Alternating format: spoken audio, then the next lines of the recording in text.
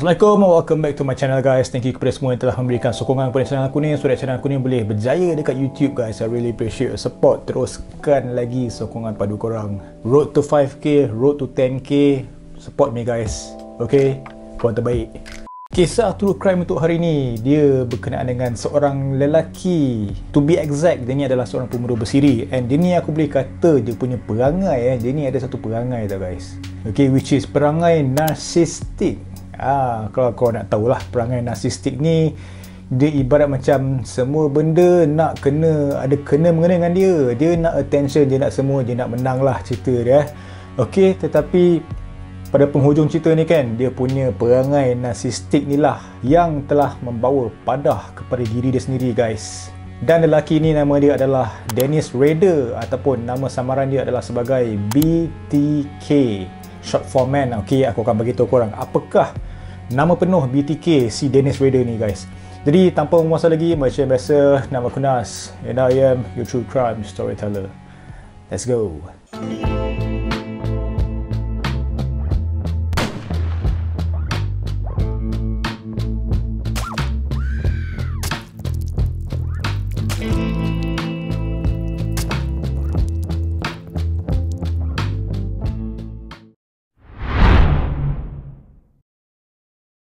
Dennis Rader atau nama sebenarnya adalah Dennis Lynn Rader yang dilahirkan pada 9 Mac 1945 bertempat di Pittsburgh, Kansas, Amerika Syarikat, dan kemudian dia telah berpindah ke sesuatu bandar yang dinamakan sebagai Wichita. Comel nama kan, macam kat Jepun aku rasa. So berkenaan dengan si Dennis Rader ni kan, dia punya karakter semasa dia kecil kan. Dia ni mempunyai karakter seorang psikopat tau. Okay, dia punya perangai psikopat ni dia terbentuk sejak dia kecil lagi tau. Disebabkan dia ni kurang mendapat perhatian dan juga kasih sayang oleh ibu bapa dia disebabkan mereka terlampau busy dengan kerja-kerja mereka sendiri. So inilah bila orang kata bila kurang kasih sayang ni kan, memang bunyi macam main-main kan, bunyi macam melawak lah apa benda kan, tapi ia adalah satu benda yang serius. Okay, sebab kalau dia kecil-kecil si budak ni tak dapat kasih sayang kan, dia boleh memberikan satu impact yang negatif semasa mereka sedang membesar. Dan selain itu, bukan sahaja dia punya karakter psikotik tu dah mula terbentuk tau. Okay, basically memang dah terbentuk. Okay, so apa yang ketara semasa dia kecil kan, dia ni sudah berjinak untuk melakukan aksi zoosadism. Okay, apa benda zoosadism? Apa benda zoosadism ni kan? Okay, zoosadism ni dia adalah sesuatu perbuatan yang dia suka menggantung, menyeksa dan juga membunuh binatang. So korang boleh imagine kat sini, bila kecil-kecil kan dah mula buat perangai ataupun mempunyai karakter yang macam tu kan, bila dia besar, scary mat. Okay, memang bahaya gila tau bila budak-budak tak dapat perhatian semasa mereka kecil lagi. Dan satu lagi benda lah yang agak sick bagi aku lah untuk si Dennis Rader dia juga suka untuk melihat gambar serta menonton video lucah hingga menyebabkan dia mengalami kegairahan dalam fantasi seksual guys. Dia dah mula mempunyai fetish yang pelik ni tau, bila dia dah tengok benda-benda yang bukan-bukan tu lah, yang kuban-kuban orang kata sekarang kan. So itulah perangai ataupun karakter yang dah develop dalam diri Dennis Rader semasa dia muda. Dan itu juga termasuklah dengan dia mengambil gambar dia sendiri dalam keadaannya terikat dengan memakai pakaian wanita. Aku tak tahu, aku dah tergelak tapi yelah, boleh fikir balik kan, pelik mat.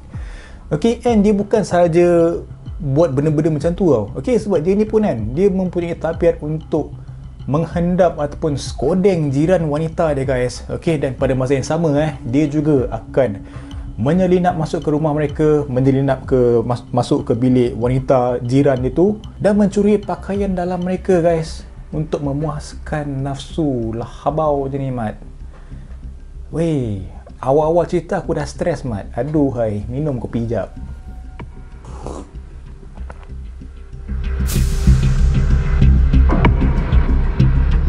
So, pada tahun 1960, sewaktu Dennis berusia 25 tahun, dia telah menyertai pasukan tentera udara Amerika Syarikat.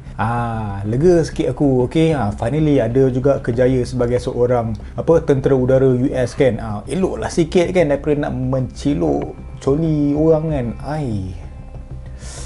Kemudian 11 tahun berikutnya pula, Dennis dia telah mengahwini wanita pilihan dia guys yang bernama Paula. So, hasil perkahwinan mereka tersebut, Dennis mempunyai 2 orang anak, iaitu seorang lelaki dan juga seorang perempuan yang diberikan nama sebagai Brian dan Carrie.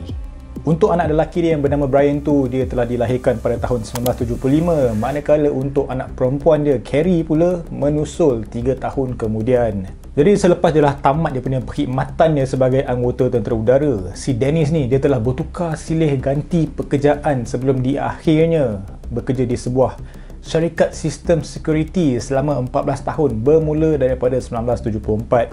Basically dia dah kerja biasalah, dia kerja dekat satu security company ni kan, where dia tolong pasang alarm sistem, CCTV dan sebagainya lah, benda-benda macam tu. Dan satu lagi berkenaan dengan si Dennis Rader ni, dia ni juga mempunyai ijazah sarjana dalam bidang pentadbiran keadilan yang diperolehinya daripada Universiti Negeri Wichita. Okay, so selain daripada dia punya very tough childhood and then dia dah bekerja semua kan, si Dennis ni, dia ni juga digambarkan sebagai seorang suami dan juga bapa yang sangat bertanggungjawab. Dia ni juga kan merupakan seorang ketua gereja dan dia ni memang disanjung tinggi guys oleh masyarakat di sekeliling dia.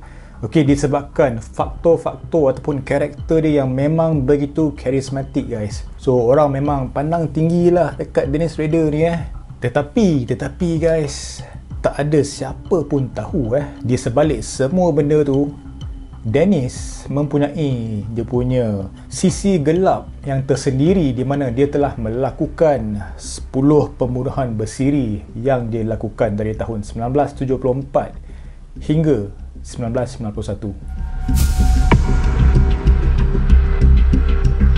Pada bulan Januari 1974, Dennis dia telah melakukan pembunuhan pertama dia guys.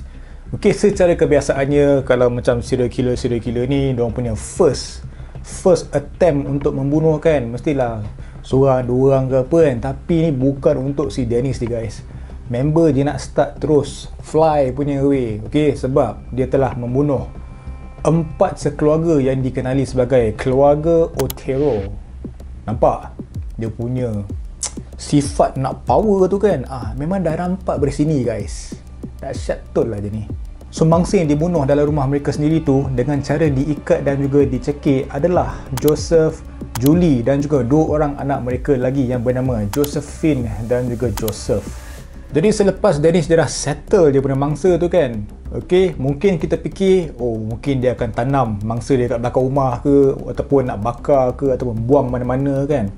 Tetapi tidak guys. Dennis sebelum dia buat apa-apa selepas dia dah bunuh mangsa-mangsa dia tu, dia akan melakukan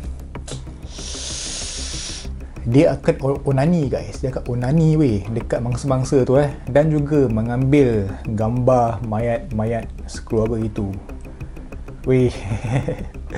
Aduh malaun betul lah dia ni. Mental mat. Seriously mat. Sick gila boleh kata Sebulan kemudian lepas kes pembunuhan keluarga tersebut, giliran seorang wanita yang bernama Catherine Bright telah menjadi mangsa pembunuhan Dennis. Dan Catherine ni mati akibat cekikan di leher dia dan juga telah ditikam. So selepas Dennis dah bunuh si Catherine ni, dia tak adalah buat benda-benda terkutuk tadi kan. Okey, tetapi Dennis dia telah menghubungi pihak polis dan juga media untuk memberitahu mengenai surat yang dia ada tinggalkan dalam buku kejuruteraan di perpustakaan awam di Wichita. Dah apa pula kan apa yang dia tulis dalam surat tu kan. Okey, so dalam surat itu kan mengandungi butiran kronologi pembunuhan keluarga Otero dan juga Catherine. Belagak mak je ni dia nak tunjuk ini cara aku bunuh apa ni mangsa-mangsa, power tak power. Nampak perangai dia kan, lahbar betul lah Dennis ni.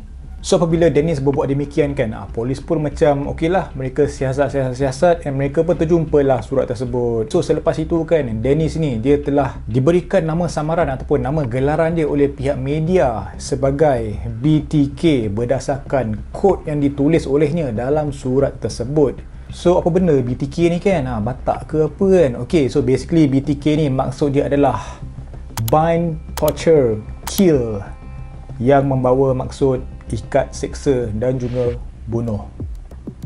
Dahsyat kreatif kan. Ada je diorang ni kan. Dahsyat betul lah serial killer kat sana kan. Nampak nak gempak kan nama kan. Torso Murderer, Zodiac Killer, Jack the Ripper, apa lagi? Dah banyak sangat cover, aku pun dah lupa nama-nama serial killer yang ada ni ya. Night Walker, bukan, Night Stalker kan, apa, banyak mat. Kemudian Dennis kembali mengganas pada bulan Mac 1977 hingga bulan Disember pada tahun yang sama dengan membunuh 2 orang lagi wanita yang dikenal pasti sebagai Shirley Ralford dan juga Nancy Fox. Member sempat lepak kejap guys daripada membunuh untuk beberapa tahun. Ada yang mengatakan yang kenapa dia berhenti sekejap dari membunuh adalah disebabkan kelahiran anak sulung dia pada tahun 1975, which is anak lelaki dia lah yang bernama Brian tu. So dia pun menjalankan tanggungjawab sebagai seorang bapa. Dennis. Kedua-dua mangsa itu telah dicekik oleh Dennis sampai mati guys. Okey, dan kemudian pada bulan Januari 1978 Dennis sekali lagi dia menghantar surat kepada pihak media. Tak lain tak bukan untuk membuat pengakuan dia mengenai pembunuhan Shirley dan juga Nancy. Apa lagi je ni nak kan? Rajin betul lah kontak pihak media. Dan yang tak boleh belah ni kan guys, si Mangkuk Ayu ni kan, dia betul-betul nak pihak media dan juga polis tahu yang dia ni adalah pembunuh bersiri yang berbahaya gila guys. Okey, sampaikan dia ada tulis dalam surat tersebut, dia berkata berapa ramai lagi orang yang perlu aku bunuh untuk bagi nama aku masuk dalam surat khabar ataupun untuk mendapatkan perhatian masyarakat. Dennis you very langsy one Dennis man. So dengan kenyataan Dennis yang macam tu telah sekaligus menimbulkan rasa kerisauan orang ramai di Wichita pada waktu tersebut. Kemudian Dennis bagaimanapun kan, dia macam menyepi seketika guys selama hampir 7 tahun daripada melakukan sebarang pembunuhan. Mungkin busy nak jaga dan juga membesarkan anak dia lah kot kan time tu kan. Okay, seorang bapa kan ataupun suami mitali kan. Yelah sangat kau Dennis, ada-ada je kau. Kemudian pembunuh berantai Dennis bersambung pada tahun 1985, 1986 dan juga 1991 dengan membunuh 3 orang lagi wanita yang bernama Maureen Hatch, Vicky dan juga Dolores Davis sebagai mangsa dia yang terakhir. So dekat sini secara keseluruhannya mangsa pembunuhan Dennis adalah seramai 10 orang. Sehinggalah pada tahun 2004, nama Dennis menghantui semula pihak polis menerusi penghantaran surat dan juga gambar mangsa pembunuhan dia yang dia kirimkan kepada pihak media. Member dia nak cari hal lagi guys. Dia still nak tunjuk yang I am the man, akulah serial killer tu guys. Okey, dan ada juga yang mengatakan dia punya surat dia hantar kat pihak media tu, dia bukan letak dalam sampul surat tau. Okey, tapi dia letak dalam kotak serial mat. Ni aku cakap kreatif mat. Kan? Dalam kotak serial dia apa? Serial killer. Nampak kau serial killer. Aduh Dennis, you very very funny wana. Asyik betul lah je ni. Dan kali ini Dennis dia memang bersifat narsistik, telah melakukan satu kesilapan besar dengan mengirimkan satu disket yang mengandungi butiran pembunuhan oleh BTK. Jadi tanpa dia sedari, pihak polis somehow berjaya mendapatkan semula data-data peribadi Dennis yang sudah dipadam olehnya pada disket itu pada waktu sebelumnya tau. So pada 25 Februari tahun 2005, pihak polis akhirnya berjaya menangkap Dennis dan penangkapan tersebut dibuat berikutan daripada DNA anak Dennis iaitu Carrie yang didapati hampir sepadan dengan DNA yang mereka temui pada rumah keluarga Otero tu. Okey, yang rumah yang dia tu kan. Dapat DNA dekat sana. Kan dah bangang kau ni Dennis kan. Okey, so dekat situ sekaligus telah membuktikan bahawa Dennis ni merupakan pembunuh bersiri yang digelar sebagai BTK. Berhubung dengan keputusan pembicaraan kes, Dennis yang didapati bersalah atas 10 pertuduhan melakukan pembunuhan peringkat pertama telah dijatuhkan 10 hukuman penjara seumur hidup. So semasa dia ada kat penjara tu, Dennis ni dia telah ditahan dalam kurungan bersendirian untuk selama 23 jam sehari dengan hanya dibebaskan untuk 1 jam sehari untuk bersenam di kawasan penjara tu lah. Okey, dan dia juga dibenarkan untuk mandi 3 kali seminggu. Pekong mat bau penjara memang pekat weh bau. 3 kali seminggu ya. Gila betul lah. Dan juga sepanjang dia ada dekat penjara kat sana tu kan, dia sebabkan dia punya tingkah laku yang baik dia telah dibenarkan beberapa keistimewaan seperti akses kepada televisyen, radio dan juga majalah. Dan dia sekarang berusia 77 tahun.